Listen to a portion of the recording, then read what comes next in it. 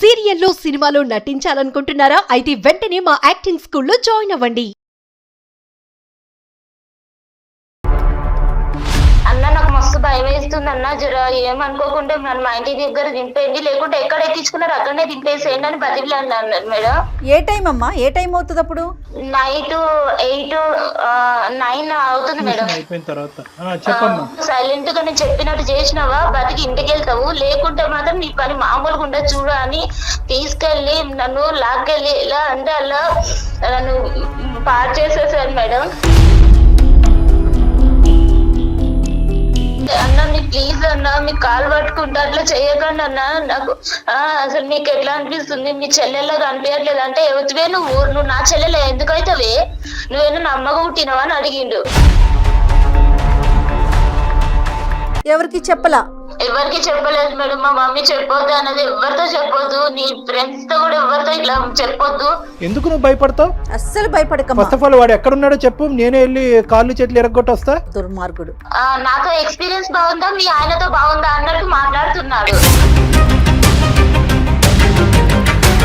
నేను చెప్పినటువంటి పద్ధతిలో వాడికి ఫోన్ కలిపి అంతే, మేమేమి బ్యాక్గ్రౌండ్ లో మాట్లాడం. హలో హలో, ప్లీజ్ నీకు దండం పెడతా, ఎందుకు నన్ను ఇంత బ్లాక్ మెయిల్ చేస్తున్నావు? అంటే నాకు ఇష్టం అనేది చెప్తున్నా కదా. అసలు ఎవడ్రా నువ్వు?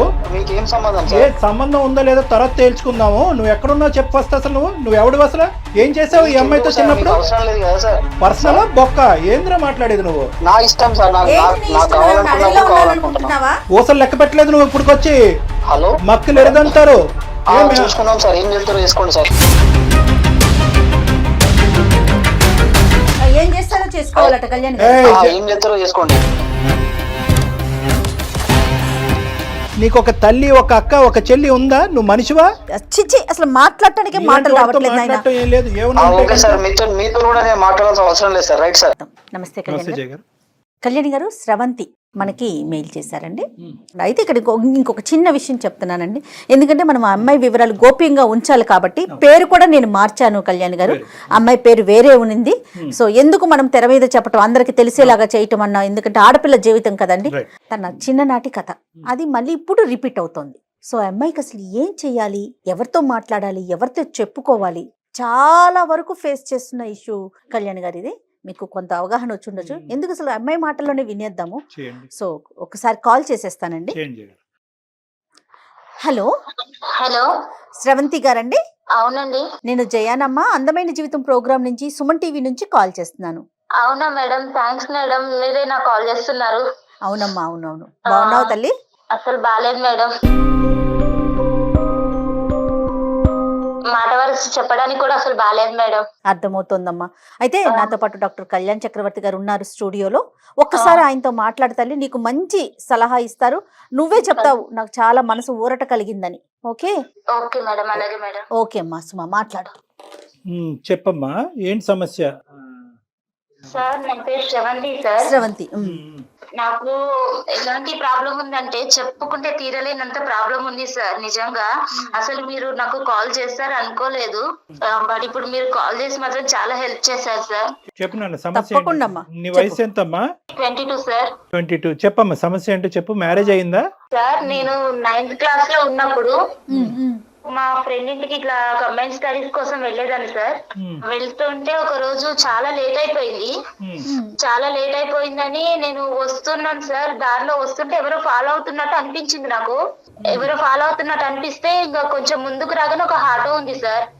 ఆటో ఉండి అతన్ని అన్న కొంచెం ఇక్కడ ఎవరు ఫాలో అవుతున్నట్టు కొంచెం భయంగా ఉంది, జర ఏమనుకోకుంటే కొంచెం నన్ను మా ఇంటి దగ్గర దింపండి అన్న అంటే, అవమ్మా నువ్వు నా చెల్లెలు లాంటి దాన్ని నేను సేఫ్ గా తీసుకెళ్తానమ్మా అని నన్ను ఆటో ఎక్కించుకున్నారు సార్. ఏ టైం అమ్మా? ఏ టైం అవుతుంది అప్పుడు?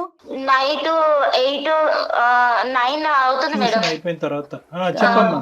9:30 అవుతుంది మేడం. తల్లి ఆటో ఎక్కించుకున్నారు. ఆటో ఎక్కించుకుని కొంచెం ముందుకెళ్ళగానే ఇట్లా టర్న్ తీసుకున్నారు. నేను చెప్పాను, అన్న మా ఇల్లు స్ట్రైట్ కే వెళ్ళాలి, ఇట్లా మీరు లెఫ్ట్ తీసుకున్నారంటే లేదమ్మా ఇది షార్ట్ కట్, మీ ఇల్లు నాకు తెలుసు, నేను ఎప్పుడు ఇటు నుంచే వస్తుంటాను, నేను చాలా సార్లు చూసాను అన్నాడు. అన్నాక మేడం నేను కొంచెం అంటే నాకు అంత తెలియని కూడా తెలియదు మేడం, అట్లా ఆయన చెప్పింది నమ్మేశాను. సరే తీసుకెళ్తారేమో అనుకున్నాను. కొంచెం ముందుకెళ్ళగానే అన్ని చెట్లు వస్తున్నాయి, మొత్తము ముళ్ళు పొదలు అన్ని వస్తున్నాయి. అన్న నాకు మస్తు భయం వేస్తుంది అన్న, జర ఏమనుకోకుండా నన్ను మా ఇంటి దగ్గర దింపేయండి, లేకుంటే ఎక్కడ ఎక్కించుకున్నారు అక్కడనే దింపేసేయండి అని బతిలాడినాను మేడం.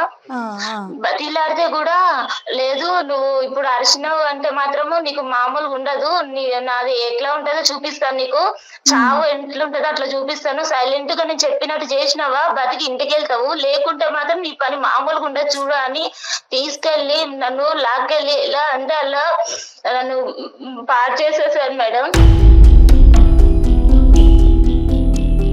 చాలా అంటే చాలా ఘోరంగా మేడం. అసలు నాకైతే అన్న నీ ప్లీజ్ అన్న మీకు కాలు పట్టుకుంటా అట్లా చేయకండి అన్న, నాకు అసలు నీకు ఎట్లా అనిపిస్తుంది, నీ చెల్లెల్లాగా అనిపించట్లేదు అంటే, ఎవరివే నువ్వు నా చెల్లెలే ఎందుకైతావే, నువ్వేనా నా అమ్మగా పుట్టినావా అని అడిగిండు.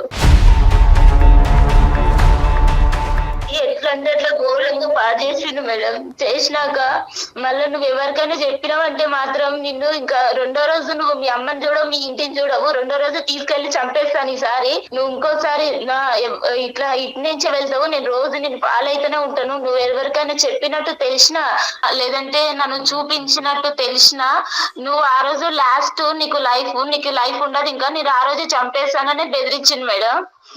ఇంకా ఇంటికి వెళ్ళినా నెక్స్ట్ డే నుంచి స్కూల్ కూడా వెళ్ళలేదు, ఒక 4 days 5 days అన్నం తినలేదు మేడం. మా మమ్మీ ఏమో మస్తు భయపడుతుంది, ఏమైందమ్మా ఇట్లా ఎందుకు అయిపోతున్నావు, ఎవరైనా ఏమన్నా అన్నారా, ఏమన్నా లొల్లయిందా స్కూల్లో, ఏమన్నా చెప్పమ్మా నాకు అంటే 4 days తర్వాత నేను చెప్పాను మేడం, మమ్మీ నాకు ఇట్లా చేసిండు మమ్మీ, ఇట్లా నాకు మస్తు భయం అవుతుంది, నాకైతే ఏడిపోతుంది, ఏం చేయాలో అర్థం కావట్లే, నీకు చెప్దామంటే నువ్వు కొడతావేమని భయం అయింది మేడం. అంటే నేనెందుకు కొడతారా, నేను నీ తల్లిని కదా అని మా మమ్మీ మస్తు ధైర్యం చెప్పింది మేడం.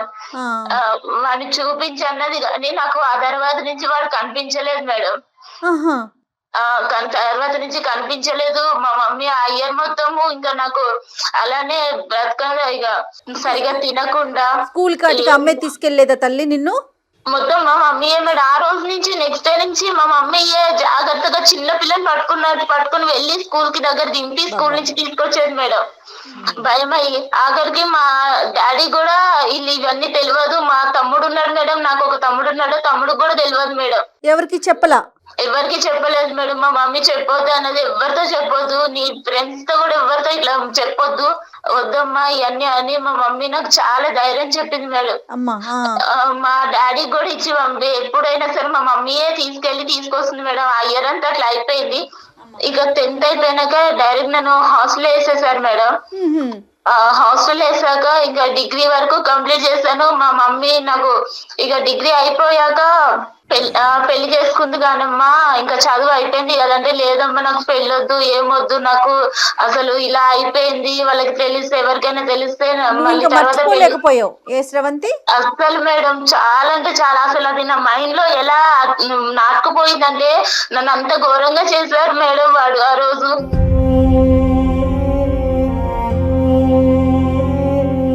అంత అసలు చెప్పుకోవడానికి కూడా నాకు నోరు కూడా మాటలు కూడా రావట్లేదు, అంత ఘోరంగా అయిపోయింది. వదిలేసే తర్వాత అయితే ఇక పెళ్లి చేసుకుంది కానమ్మా అని మా మమ్మీ పెళ్లి సంబంధాలు చూస్తుంది. వద్దమ్మా నాకు అసలు వద్దంటే మా మమ్మీ చాలా మోటివేట్ చేస్తుంది మేడం. వద్దమ్మా ఇట్లాంటివి మర్చిపోవాలి, ఏదో దెబ్బ తగిలింది అనుకుని మర్చిపో, ఇలాంటివన్నీ మైండ్ లో పెట్టుకుని నీ జీవితం నాశనం చేసుకోకమ్మా, నీకంటూ నేను ఉన్నాను కదా, రేపు నేను లేకపోతే ఇంకెవరు ఇలానే బ్రతకలేవు కదా అని ధైర్యం చెప్పి పెళ్లి చేసింది మేడం. వీడి ఇక్కడ మధ్యలో ఎక్కడ కూడా నీకు కలవలేదు కదమ్మా? కలవటం గానీ ఫోన్లు చేయటం గానీ ఏమీ చేయలేదు?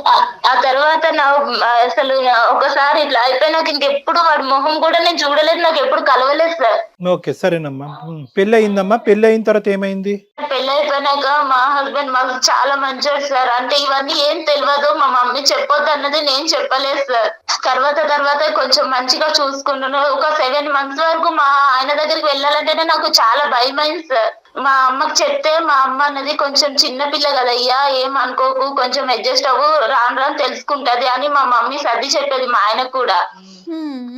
అలా అయ్యాక కొంచెం మా ఆయన చూపించే ప్రేమ, మా ఆయన ఇట్లా మంచిగా చూసుకోవడం చూసి ఇక మా ఆయనకి దగ్గరయ్యాను సార్. ఇక మాకు ఒక పాప కూడా పుట్టింది సార్. 1 year పాప ఉంది ఇప్పుడు నాకు. పాప కూడా పుట్టింది సార్. ఇక తర్వాత ఒక రోజు మా ఆయన ఒక ఫంక్షన్ ఉంది, ఇట్లా ఉందమ్మా నేను వెళ్ళేసి వస్తా, మా ఫ్రెండ్స్ అందరినీ ఇట్లా కలిసేసి రావాలి, రీయూనియన్ జరుగుతుందని వెళ్తున్నాను, మా ఫ్రెండ్స్ చిన్నప్పటి ఫ్రెండ్స్ అందరు కలుస్తున్నారు, నేను వెళ్ళేసి వస్తాను అని ఒక రోజు వెళ్ళారు మేడం. వెళ్ళాక ఇంకొక రోజు నైట్ వాళ్ళ ఫ్రెండ్ తీసుకుని వచ్చారు. ఆయనని చూడగానే సార్ నాకు అక్కడనే గుండె ఆగిపోయింది. అసలు నాకు చేతుల్లో చెమటలు పట్టేస్తున్నాయి, అసలు ఒళ్ళంతా వణికిపోతుంది. ఎందుకలా? నాకు 9 years బ్యాక్, నాకు 9th class లో ఉన్నప్పుడు నన్ను ఎవరైతే ఆటోలో తీసుకెళ్లి నన్ను పాడు చేశాడో వాడే మా హస్బెండ్ వచ్చాడు సార్, మా హస్బెండ్ ఫ్రెండ్ అని. ఇక వాడు నన్ను చూడగానే ఎందుకో సార్ ఎట్లా కన్నింగ్, ఎంత ఏదో సాడిష్ నవ్వినట్టు నవ్వుతున్నాడు. మళ్ళీ మా ఆయన దగ్గరకు వచ్చి, మీ భార్యనా, నాకు చెల్లెలవుతుంది కదా, నువ్వు చెప్పనే లేదు, ఇప్పటిదాకా చూపించనే లేదు అని చాలా సొంత మనిషిలాగా మాట్లాడుతున్నాడు. నన్ను చూస్తూనేమో ఇంత కన్నింగ్ గా చూస్తున్నాడు. నీకు అర్థమైంది? అర్థమైపోయింది. నాకు అప్పటికే భయం అవుతుంది, కాళ్ళు చేతులు అంతా వణికిపోతున్నాయి. మా ఆయన అడిగాడు, ఏంటి శ్రవంతి ఇట్లా జ్వరం వచ్చిందా ఏంటి, అట్లా అయిపోయావు, ఇందాకలాగా బానే ఉన్నావు కదా, ఇప్పుడు ఏమైంది అంటే, చెల్లెలకి ఏమన్నా నీరసంగా ఉందేమోరా, తిన్నదో లేదో అడుగు ఒకసారి, నువ్వు లేవని, నువ్వు ఇటు వచ్చావు కదా, నువ్వు లేవని తినలేదేమో అని ఎంత చాలా నైస్ గా మాట్లాడుతున్నారు మా ఆయనతో. ప్రేమ కురిపించాడు. ఆ తర్వాత నుంచి మేడం నెక్స్ట్ డే నుంచి రోజు రావడం స్టార్ట్ చేశాడు ఇంటికి. రోజు రావడం స్టార్ట్ చేశాడు. ఇక మా ఆయనకేమో ఇట్లా లెటర్స్ రాస్తున్నాడు, ఆకాశరామన్న లెటర్స్ లాగా రాస్తున్నాడు. నీ భార్య గురించి నీకు తెలుసా, నువ్వు ముందే కనుక్కున్నావా, నీ భార్య ఎవరితో ఎఫ్ఐఆర్ ఏం లేదా, నీ భార్యకి ఏమన్నా ఇంతకు ముందు ఏమన్నా ఉందా అన్ని కనుక్కుని చేసుకున్నావా అన్నట్టు ఇట్లా లెటర్స్ రాయడం స్టార్ట్ చేశాడు మేడం. మెసేజ్లు కానీ లెటర్స్ కానీ రాయటం మొదలు పెట్టాడు. కానీ మీ హస్బెండ్ వచ్చి నిన్ను ప్రశ్నించాడమ్మా, ఏంటి ఇదంతా అడిగాడా?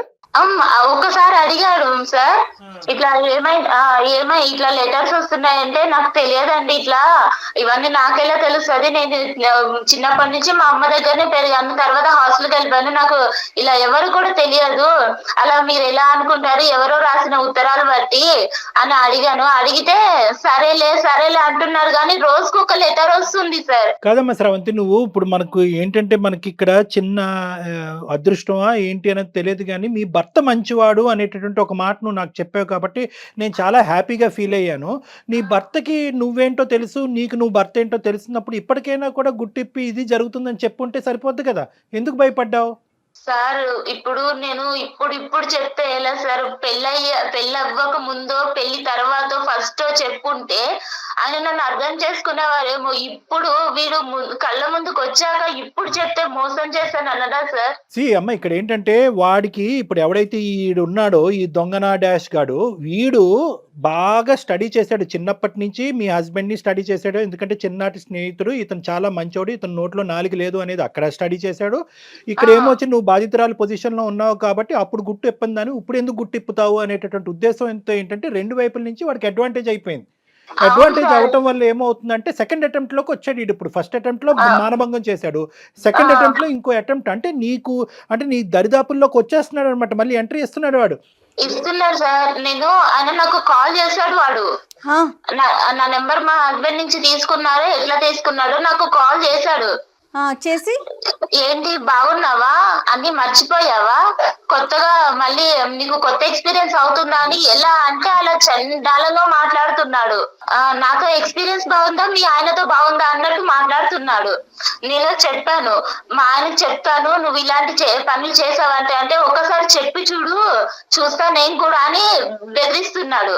అంటే వాళ్ళ ఆయనకు చెప్తానన్నా కూడా భయపడట్లా వాడు? అస్సలు లేదు మేడం, నువ్వు చెప్పి చూడు ఒకసారి, నీ లైఫ్ ఎట్ వెళ్తుందో మీ ఆయన లైఫ్ ఎట్ వెళ్తుందో నువ్వే చూద్దు గానీ నీ కళ్ళతో. అతనికి పెళ్ళైనట్టు ఏమన్నా తెలిసిందమ్మా ఈ ఆటో అతనికి? లేదు మేడం, నాకు అంటే నేను ఆ తర్వాత వాడు నన్ను అట్లా చేశాను, నేను ఇంతవరకు కలవలేదు. కాదు, మీ ఆయన ద్వారా ఇప్పుడు ఈ 10 రోజుల్లో? లేదు మేడం, వాడి ప్రస్తావన ఎత్తానంటేనే నాకు భయంగా ఉంది మేడం. మా ఆయన దగ్గర నువ్వు చెప్పాల్సింది కదా, ఎందుకు వేరే వాళ్ళని ఇంటికి తీసుకొస్తున్నావు, పద్దాక తీసుకురా, మాకు నాకు ఇబ్బందిగా ఉంది, అట్లా ఏదన్నా చెప్పకపోయావు? అంటే చెప్పాను మేడం, అంటే మా ఇంటికి ఇంతకు ముందు కూడా మా ఆయన ఫ్రెండ్స్ చాలా మంది వచ్చేవాళ్ళు. ఇక వాళ్ళ దగ్గర ఎప్పుడు ఎవరి దగ్గర ఏం చెప్పను కానీ ఈయన దగ్గర చెప్తే ఏమనుకుంటాడని అదొక భయం అయింది మేడం. అయినా ఈయన మా ఆయన ఉన్నప్పుడు నా దగ్గర నాతో చాలా మంచిగా ఒక సొంత చెల్లెలతో మాట్లాడినట్టు మాట్లాడుతున్నాడు. తిన్నావా చెల్లెమ్మ, తినలే, ఏం చేస్తున్నావమ్మా, పాప ఎలా ఉందమ్మా అని మాట్లాడుతున్నాడు. దుర్మార్గుడు. అలా ఉన్నతని మీద నేను కంప్లైంట్ ఇద్దామన్నా కూడా నాకు ధైర్యం సరిపోవట్లేదు మేడం. నేను ఆ రోజు బలైపోయిన దానికి ఇప్పుడు ఎంత నరకం చూస్తున్నానంటే మేడం, వాడంత నరకం పెడుతున్నాడు నన్ను. అయితే నాకైతే నిజంగా చచ్చిపోతుంది మేడం. ఎందుకమ్మా, దీనికి చాలా సింపుల్ సొల్యూషన్ ప్రమేయమే లేదు తల్లి ఇందులో. చాలా సింపుల్ సొల్యూషన్ ఉంది. నీతో పాటు పెద్ద సైన్యం మేము ఉన్నాం, వాడిని తాట తీస్తాం, వాడిని ఊరికే వదులుతావా వాడిని? నువ్వు ఎందుకు అంత భయపడుతున్నావు? నీ భర్త మంచివాడు, అది ప్రధానమైనటువంటి అంశం. నువ్వు నీ భర్తకి చెప్పొచ్చు. మీ అమ్మ అంటే కనుక ఇద్దరు ఆడవాళ్లే కాబట్టి తమ్ముడికి చెప్పొద్దు, నాన్నకి చెప్పొద్దు అని చెప్పి 10 సంవత్సరాల పాటు కవర్ చేసింది. కానీ లోకం మారింది, పరిస్థితులు మారింది, వ్యవస్థ మారిందమ్మా. ఇక నీకు నీ కొండంత అండగా పెద్ద పోలీస్ వ్యవస్థ ఉంది, అందరూ ఉన్నాం. ఎందుకు నువ్వు భయపడతావు? అస్సలు భయపడక. ఫస్ట్ ఆఫ్ ఆల్ వాడు ఎక్కడున్నాడో చెప్పు, నేనే వెళ్ళి కాళ్ళు చేతులు ఎరగొట్టి వస్తా. వాడు ఇక్కడే ఉన్నాడు సార్, మీకు కావాలంటే నేను కాన్ఫిడెన్స్ లో పెడతా, ఒక్కసారి మీరు వినండి సార్ వాడి మాటలు. మేము ఉన్నామని చెప్పొద్దమ్మా, మేము ఉన్నామని చెప్పొద్దు. వాడు ఫోన్ కట్ చేసి పారిపోతాడు. ఈ లోపల మనం వాడు ఎక్కడున్నాడు ఏంటి అనేది ట్రాక్ చేయడానికి ఉపయోగపడుతుంది.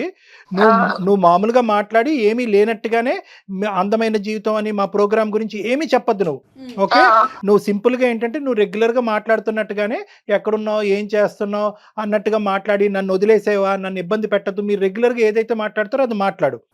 సరేనా? ఆ తర్వాత వాడు గొంతుకు లెగుస్తా చూడు, అప్పుడు నేను జయ గారు అందుకుంటాం. నువ్వు ఇంట్రడ్యూస్ చేయొద్దు, మమ్మల్ని ఇంట్రడ్యూస్ చేయొద్దు. నేను ఆల్రెడీ లాస్ట్ టైం సూసైడ్ చేసుకుందామని సూసైడ్ దాకా వెళ్ళాను సార్, కానీ నా పాపము చూసి వెనక్కి వచ్చేసాను సార్. ఇప్పుడు బ్రతకాలన్నా కూడా నాకు అసలు వేరే లేకుండా అయిపోతుంది సార్. శ్రవంతి బంగారం, ఒకే మాట చెప్తున్నాను, ఇది నీ గురించి నేను చేయట్లేదు. రేపొద్దున ఈ దరిద్రుడు, ఇలాంటి దరిద్రులు నీ కూతురు వరకు వచ్చినా కూడా ఆశ్చర్యపడక్కర్లేదు. ఎందుకంటే ఇక్కడ నీ జీవితాన్ని నిన్ను ప్రొటెక్ట్ చేసుకోవటం, నీ మ్యారేజ్ని ప్రొటెక్ట్ చేసుకోవటం కాదు. ఇలాంటి ఎదవలు ఎక్కడున్నా కూడా వాళ్ళని వెతికి పట్టుకుని మనం వాళ్ళకి సరైనటువంటి శిక్ష పడేటటువంటి విధంగా నువ్వు ఈ రోజు ఒక సంఘ సేవకురాల్లాగా ఒక సామాజిక పరమైనటువంటి సేవ చేసి మా వరకు వచ్చావు. నీతో పాటు మేము కలిసి ప్రయాణం చేస్తాం. ఈ కేసును మాత్రం ఇది కేవలం నా కేసు అనేటటువంటి విధంగా తీసుకెళ్లొద్దమ్మా. నువ్వు గొంతెత్తి మాట్లాడాలి. ఇది మనం ఖచ్చితంగా వాడిని శిక్షించాలి. కాబట్టి నీ యొక్క తోడ్పాటు మాకు కావాలి. నీలాంటి ఆడపిల్లలందరికీ కూడా ఇలా కూడా నేను బయటికి రావాలని తెలియాలి తల్లి. ఇంకోటి ఏంటంటే, దయచేసి నీ మనసులో నువ్వు పోస్ట్ ట్రామాటిక్ స్ట్రెస్ డిసార్డర్ అంటారమ్మా. అంటే ఒక ఆడపిల్లకి ఇలా మానభంగం జరిగినప్పుడు ఆ జ్ఞాపకాల నుంచి బయట పడలేక చాలా మంది ఏంటంటే పెళ్లిళ్ళు చేసుకోరు, కొంతమంది పెళ్లిళ్ళు చేసుకున్నా కూడా సంసారం కూడా చేయడు, మగజాతిని అసహించుకుంటూ ఉంటారు. ఇప్పుడు ఇదేంటంటే దీంతో పాటు వీడు మళ్ళీ నీ ఎదురుగుంట ప్రత్యక్షమయ్యాడు. ప్రత్యక్షం అవడంతో నీ పాత జ్ఞాపకాలు వచ్చి రేపు నువ్వు కంప్లీట్గా మెంటల్ పేషెంట్ అవుతావు అనేటటువంటిది కూడా మనకు తెలియదు. ఇది నెంబర్ 2. నెంబర్ 3 ఏంటంటే కనుక ఇక్కడ ఫస్ట్ ఆఫ్ ఆల్ నీలాంటి ఆడపిల్లలు ముందుకొచ్చి గొంతిప్పి ఎందుకు మాట్లాడాలి అంటే కనుక ఫస్ట్ మీకు తగినటువంటి రక్షణ కల్పించిన తర్వాత, రక్షణ తీసుకున్న తర్వాత మీరు మాట్లాడండి. నెంబర్ 1. నెంబర్ 2 ఏంటంటే గిల్ట్ తీసేసేయండి. వాడికి ఏదో నువ్వు కోఆపరేట్ చేసినట్టుగా దయచేసి ఫీల్ అవ్వద్దు. నీ మీద ఒక హత్యాయత్నం జరిగింది, మానభంగం జరిగింది నీ మీద. కాబట్టి ఫస్ట్ ఆఫ్ ఆల్ నీ మైండ్లోంచి ఏంటంటే నీ భర్తతో చెప్తున్నప్పుడు కానీ, మాతో చెప్తున్నప్పుడు కానీ, సమాజంలో రేపొద్దున ఎవరైనాతో మాట్లాడే పెద్దలతో మాట్లాడే పరిస్థితి వచ్చినప్పుడు నేను తప్పు చేశానేమో అనేటటువంటి ఫీలింగ్తో నువ్వు బయటకు రా. నువ్వు ఏ తప్పు చేయలేదు, నువ్వు నిన్ను సేవ్ చేసుకోవటమే కాకుండా వీడు చాలా మందితో ఇటువంటి ఆట ఆడుంటే కనుక అటువంటి ఆడపిల్లలందరూ కూడా ఈరోజు బయటకు వస్తారు. ఆ ఆడపిల్లలందరూ కూడా బయటకు రావాలి, వాళ్ళకు కూడా మనం రక్షణ కల్పించిన వాళ్ళం అవుతాం. ఇది ఇప్పటిదాకా నాకు మా అమ్మకే మాత్రమే తెలుసు సార్ ఈ విషయం అనేది. ఇప్పుడు వాడు ఎలా బెదిరిస్తున్నాడంటే, నీ భర్తకు చెప్తాను, నీకు లైఫ్ లేకుండా చేస్తాను, మొత్తం ఆ రోజు నేను ఫొటోస్ కూడా తీసాను, మొత్తం అన్ని నెట్ లో పెట్టేస్తాను, నీకు అనేది లైఫే లేకుండా చేస్తాను నేను. నీ భర్తకు చెప్పాక ఒక్కసారి నువ్వు అనుకుంటున్నావు కదా నా భర్త ఉన్నాడు అని, నువ్వు నాకు లొంగట్లేదు కదా, నీ భర్తనే నీకు కాకుండా చేస్తాను అని ఎట్లా అంటే అట్లా బెదిరిస్తున్నాడు మేడం. నువ్వేమి భయపడకమ్మా, డాక్టర్ గారు ఉన్నారు, సుమన్ టీవీ తరపున మేమున్నాము. అంత చేయాలి అంటే కనుక ఫస్ట్ ఆడు ఉండాలి కదమ్మా. ఫస్ట్ అదంతా మేము చూసుకుంటాం. ఇప్పుడు వరకు నువ్వు ఒక్కదానివే లోపల యుద్ధం చేసావు. ఇప్పుడు మాకు చెప్పిన తర్వాత మేమేమి ఇలా చేతులు కట్టుకుని కూర్చోం కదా. మేము తీసుకోవాల్సిన స్టెప్స్ మేము తీసుకుంటాం కాబట్టి అవన్నీ ఆ భయాలన్నీ తీసి పక్కన పెట్టు. నీకు పూర్తి స్థాయిలో సంరక్షణ అనేది మా తరపు నుంచి ఉంటుంది. వాడిని ఎక్కడైతే శిక్షించాలో ఎలాగైతే లోపల పెట్టాలో అదంతా మేము ఆలోచిస్తాం. ఓకేనా? ఓకే సార్, నేను అలాగే సార్. నేను చెప్పినటువంటి పద్ధతిలో వాడికి ఫోన్ కలిపి అంతే. మేమేమి బ్యాక్గ్రౌండ్ లో మాట్లాడాం. ఓకే సార్, అలాగే కలుపుతున్నాను సార్. కల్పమ్మ. వాడి పేరేంటమ్మా? వాడి పేరు శ్యామ్ సార్. శ్యామ్. కల్పమ్మ చెప్పు. ఇంతమంది పసిపిల్లల అబ్యూస్ కి గురవుతున్నారు కదా కళ్యాణ్ గారు. మన దగ్గరికి వచ్చింది హ్యాపీ. రామమ్మాయిలు ఎంతమంది ఉన్నారు? మీరు మాట్లాడుతున్న వ్యక్తి మీ కాల్ ను హోల్డ్ లో ఉంచారు. వాడి బాధితులు ఎంతమంది ఉన్నారు? ఇటు ఫ్యామిలీకి చెప్పుకోలేరు. హలో హలో, ఆ, ఏం సంగతి? ఏడా మేడం? కాదు, నేను చెప్పేది ఒకసారి విను ప్లీజ్. నువ్వు నన్ను ఇలా ఏడిపించకు. ఇలా నువ్వు కాల్ చేస్తేనే నాకు హార్ట్ అటాక్ వస్తుంది, నాకు గుండెల్లో వణుకొస్తుంది. ప్లీజ్ నీకు దండం పెడతా. ఎందుకు నన్ను ఇంత బ్లాక్మెయిల్ చేస్తున్నావు? నువ్వు చేసిన దానికి ఏ రోజైనా నేను బయట పెట్టానా? నేను వదిలేసాను కదా. ఇప్పుడు మళ్ళీ ఎందుకు నా లైఫ్ లోకి వచ్చి ఇట్లా ఆడుకుంటున్నావు నువ్వు? నువ్వంటే నాకు ఇష్టం అనేది చెప్తున్నావు కదా. నువ్వు ఏమని ఇష్టం అంటున్నావు? ఒకసారి పాడు చేసేసి నన్ను నా లైఫ్ అంతా పాడు చేసేసావు. నాకంటూ వెనక్కి తిరిగి చూసుకుంటే నువ్వు చేసిన అగాయించిన తప్ప నాకంటూ ఒకటి సంతోషం అనేది లేకుండా చేసావు. మళ్ళీ ఇప్పుడు నా భర్తతో నేను కొత్త గొప్ప మర్చిపోయిన భర్తతో సంతోషంగా ఉంటే ఇప్పుడు మళ్ళీ నువ్వు నా లైఫ్ లోకి వచ్చి నా లైఫ్ నాశనం చేయాలని చూస్తున్నావు. ఏం అధికారం ఉందని చెప్పు నా లైఫ్ ని ఇట్లా ఆడుకుంటున్నావు? నా మీద ఇష్టం ఉంటేనే కదా నువ్వు ఇన్ని రోజుల పంట చెప్పకుండా ఉండేది. నేను ఇష్టంతో కాదు, నా తల్లి చెప్పిన మాట కోసం.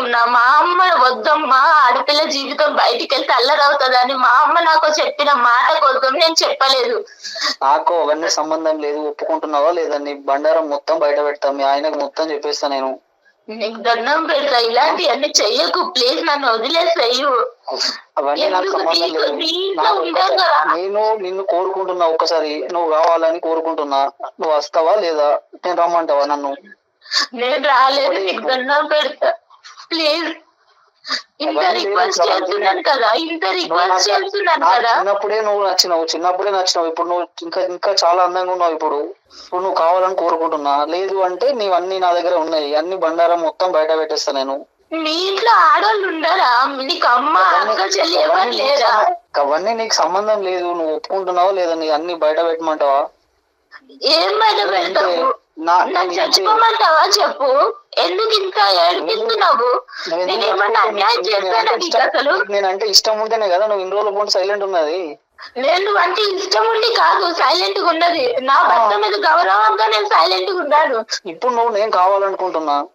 నేను ఏం కావాలనుకుంటున్నా? నేనేం వస్తువులు అనుకుంటున్నావా నువ్వు కావాలనుకోవడానికి? నేను ఇంకొక భార్యని నీకు తెలుసా? కనిపిస్తుందా?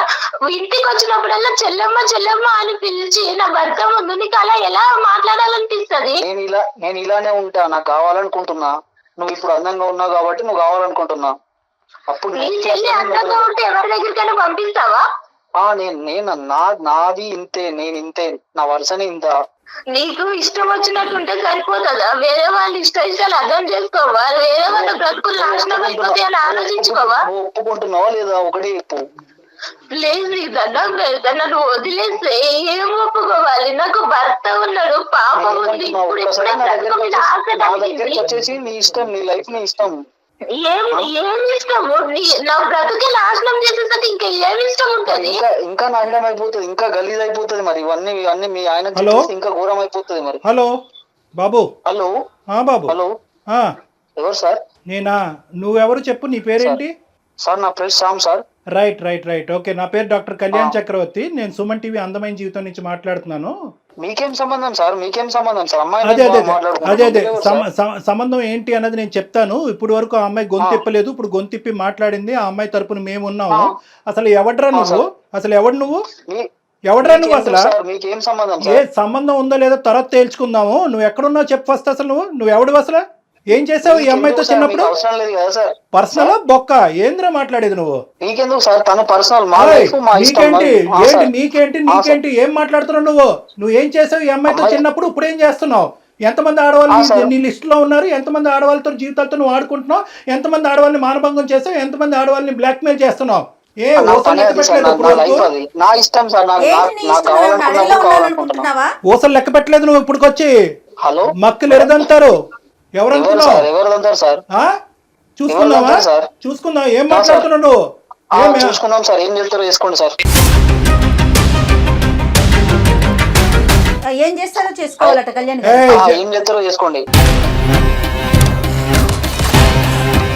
నువ్వు ఎంతమంది ఉన్నారు? నువ్వు ఎంతమందితో ఇలా ఆడుకున్నావు అన్నది ఒక్కసారి నాకు చెప్పు. ఈ అమ్మాయి ఒక్కతేనే ఎంతమంది ఉన్నారు? మొత్తం అందరినీ, ఆడపిల్లలందరూ ఎవరినైతే నువ్వు ఆడుకున్నావు అందరినీ బయటకు తీసుకొస్తా. అమ్మాయి నా పర్సనల్ సార్, మీరెవరు సార్ మధ్యలో? మీకేం సంబంధం సార్? ఏంటి పర్సనల్? నా పర్సనల్ అమ్మాయి. పర్సనల్. నువ్వు ఎక్కడున్నావు చెప్పు అసలు. ఎక్కడున్నావు? ఏ ఊర్లో ఉన్నావు నువ్వు?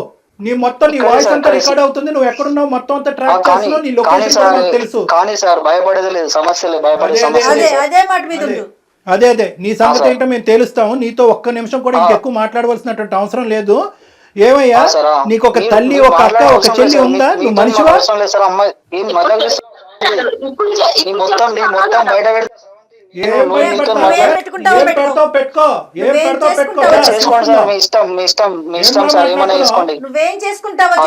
బయట పెడతావా? ఏం బయట పెడతారా? కాళ్ళు చేతులు ఉండాలి కదా నీకు, మెడ మీద తలకే ఉండాలి కదా నువ్వు బయట పెట్టాలంటే. చూసుకుందాం. చేసుకోండి సార్, మీ ఇష్టం. మీ ఇష్టం ఉన్నాడు చేసుకోండి, ఏం తీసుకుంటారు చేసుకోండి.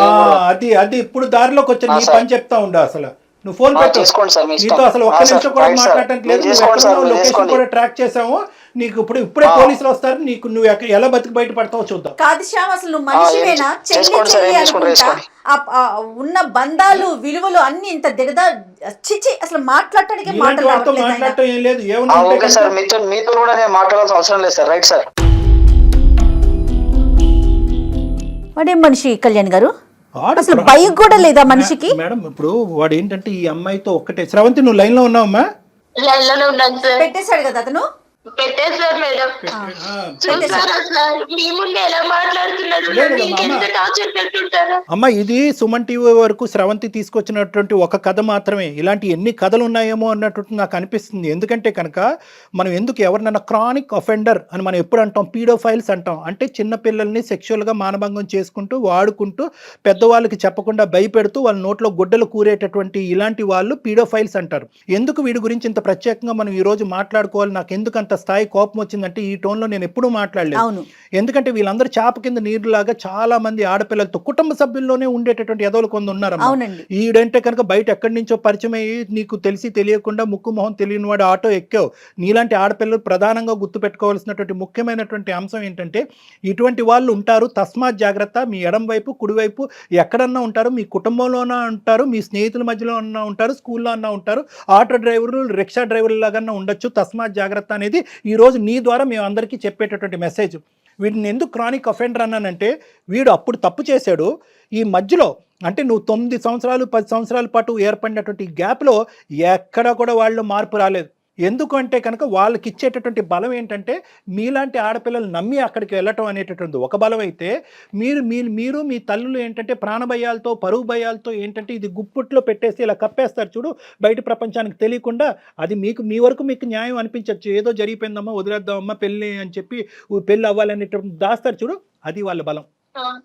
ఆ బలంతో ఏంటంటే ఈరోజు మళ్ళీ 9 సంవత్సరాల తర్వాత ఆడు మీ ఆయన్ని బాగా స్టడీ చేశాడు, నిన్ను బాగా స్టడీ చేసి మీ ఆయన దగ్గర మార్కులు కొట్టేసేటటువంటి విధంగా కొట్టేసి ఎక్కడా కూడా 0.5% పశ్చాత్తాపం కూడా పొందకుండా నిన్ను మళ్ళీ ఈరోజు మళ్ళీ ఇచ్చేయడానికి ట్రై చేస్తున్నాడు. సో ఇలాంటి వాళ్ళకి మనం ఎప్పుడు కూడా గుర్తుపెట్టుకోవాల్సింది ఏంటంటే మనం జాగ్రత్తగా ఉంటాం. రెండోది గొంతు విప్పి మాట్లాడటం. ఎందుకంటే ఇప్పుడున్నటువంటి వ్యవస్థలో అమ్మ ఏదో శ్రవంతి ఇక్కడికి వచ్చేసి చెప్పేసింది అని పబ్లిక్ అందరికీ చెప్పేసి నీ ఫోటోలు ఇవన్నీ చూపెట్టడం జరగదు.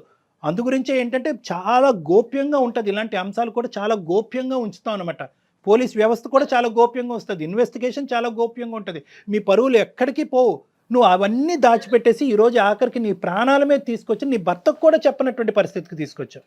అర్థమైందమ్మా? అర్థమైంది సార్. సో నువ్వు ఇక్కడ భయపడవలసినటువంటిది ఏమీ లేదు. వాడి లొకేషన్ ఏంటి, వాడు ఎక్కడుంటాడు ఏంటి మొత్తం ట్రాప్ చేసాం మనం. ట్రాక్ చేశారు మన వాళ్ళు.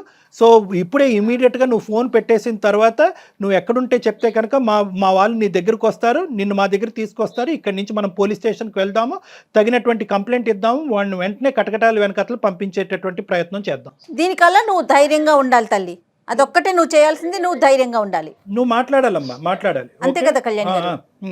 అలాగే సార్, అలాగే మేడం. Okay okay. మీరు ఒక్కసారి హెల్ప్ చేసి పెడితే నా ప్రాణాలు కాపాడాలి వచ్చేస్తారు. వాడు బెదిరింపులు వాడి కోసం నీ ప్రాణం ఎందుకమ్మా పణంగా పెట్టాలి శ్రవంతి? ఇది మా బాధ్యత, ఇది మా బాధ్యత. నీకు ఒక కూతురు ఉంది, నీకు ఒక జీవితం ఉంది. నువ్వు కూడా కొద్దిగా స్వార్థంగా ఆలోచించాలి. వాడెవడో ఎదవ వల్ల నువ్వు ఈరోజు ప్రాణాలు తీసుకోవాల్సినటువంటి అవసరం లేదు. ముందుకురా, రాణి లక్ష్మీబాయి లాగా ఫైట్ చేయి, నీతో పాటు మేము ఉన్నాం. ఖచ్చితంగా సుమన్ టీవీ ఉంది, డాక్టర్ గారు ఉన్నారు, అందరం ఉన్నామమ్మా. వ్యవస్థలో ఉన్నాం మనమేమి ఎక్కడ మనుషులు లేని చోట కాదు ఉన్నది. ధైర్యంగా ఉండు, నువ్వు ధైర్యంగా ఉండు. నెక్స్ట్ ఏం చేద్దాం అనేది ఆలోచిద్దాం, సరేనా?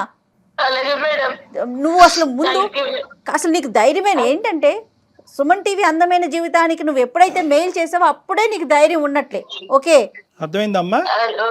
నువ్వు ఎక్కడ తగ్గద్దు, నువ్వు జాగ్రత్తగా ఉండు, తలుపులు వేసుకుని ఉండు, జాగ్రత్తగా ఉండు. మేము ఇప్పుడే ఏ స్టెప్స్ తీసుకోవాలో ఆ స్టెప్స్ తీసుకుంటాం. నీ లొకేషన్ షేర్ చేయమ్మా, నీ అడ్రస్ కూడా షేర్ చేయి, మేము చేస్తాం ఏం చేయాలంటే. ఓకే, షేర్ చేస్తాను సార్. ఇప్పుడు అది బెదిరించాలి కదా, వాడు ఇప్పుడు ఇంటికి వచ్చి ఏం చేయాలి? ఏం చేయడమ్మా, వాడు ఏమి చేయడమ్మా. మేము తక్షణమే నీ చుట్టుపక్కల ఉండేటటువంటి వాళ్ళతో కూడా మేము మాట్లాడతాము, పోలీసులను కూడా అక్కడ దగ్గరలోకి పంపిస్తాము. మొత్తం నీకు కావాల్సిన రక్షణ అంతా కూడా మేము ఇస్తాం, డోంట్ వరీ. వాడు ఎప్పుడైతే ఇప్పుడు డాక్టర్ గారు మాట్లాడారో అప్పుడే అతనికి అర్థమైంది, ఓహో ఈ అమ్మాయి ఎవరికో చెప్పేసింది అన్న విషయం అతనికి అర్థమైపోయే ఫోన్ పెట్టేశాడు. ఓకేనా? నువ్వేం భయపడకు తల్లి.